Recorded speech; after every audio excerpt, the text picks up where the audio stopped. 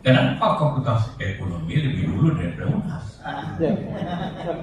Sejarahnya begini, waktu zaman Belanda, itu hanya University van Indonesia, kondisi itu. Kita mengetahui bahwa kita mempunyai suatu tingkat kondisi ekonomi kita. Kita melihat pertumbuhan dunia sudah agak kita terpengaruh Surabaya. Tapi belum seluruhnya. Yang mempengaruhi kita antara lain ialah apa penghasilan terbesar kita. Kita berada dalam kondisi ekonomi menengah, pendapatan menengah. Pendapatan menengah itu ialah bahayanya bisa terjebak dalam ekonomi menengah. Kita sekarang terjebak di dua hal, terjebak dalam ekonomi menengah dan terjebak dalam natural resources. Kita terlalu mengandalkan kita kaya, apa saja itu terjebak dalam kondisi natural resources.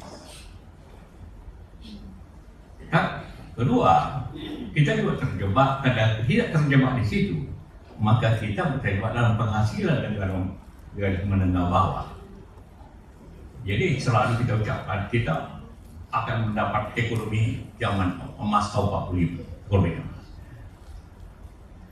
Kalau kita artikan dalam sisi ekonomi kan dibagi pendapatan rendah, pendapatan menengah, dan pendapatan tinggi. Pendapatan menengah itu antara 5.000 sampai 15.000. Menengah bawah, menengah tengah, menengah atas. Kalau ingin kita masak emas, berarti kita harus mempunyai pendapatan di atas 15.000 US dollar. Berarti ekonomi kita berarti 3 kali lipat. Ekonomi pendapatan itu diambil daripada national product, GDP.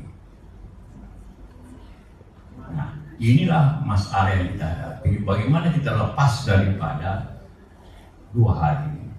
Lepas daripada pendapatan mendadak, lepas dari perjebakan natural resources. Kita mau punya natural resources, tapi kita salah dalam hal pengelolaan. Kesalahan terbesar yang terjadi adalah semuanya prinsipnya suatu negara selalu memang ada insentif, tapi selalu insentif itu diberikan kepada manufacturing yang bisa memberikan pekerjaan, yang bisa transfer teknologi, dan bisa menaikkan ekspor, manufacturing, nilai tambah. Yang terjadi adalah kita memberikan teknologi ke natural resources.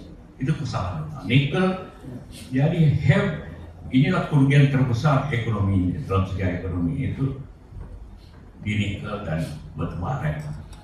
Karena diberikan, jadi habis solusi dengan itu. Jadi jangan lihat angka statistik mengatakan pertumbuhan terbesar di Sulawesi Selatan dan Maluku Utara. Lihat statistik pertumbuhan ekonomi. Tetapi pertumbuhannya bukan untuk rakyat, tapi untuk yang mempunyai tambang dan Cina. Jadi ekspor nikel itu sebagian seluruhnya tidak bayar pajak apapun, terkecuali royaltis. Bayangkan kerugian negara luar biasa di sini. Dan itu terjadi tahun 2020 setelah sudah jadi pemerintah. Memang zaman tahun terakhir 2009 SBY kita mulai melarang, membuat undang-undang melarang ekspor bahan baku. Harus dikelola, istilahnya hilirisasi sampai industrialisasi. Itu wajar. Tetapi tiba-tiba semua, tidak tahu siapa melobi, keluarlah peraturan bebas pajak, bebas biaya, bebas.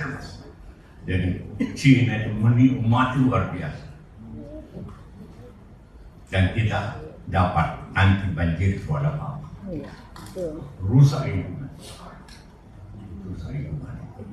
Itu akibat. Itu utamanya bukan hilirisasi itu. Kenapa bebas? Padahal biasanya aturannya bebas kalau manufacturing. Kayak kursi mobil, kayak kursi gelap, kursi apapun. Karena itu ada nilai tambah. Ini tidak ada nilai tambahnya, kan semuanya bawa keluar.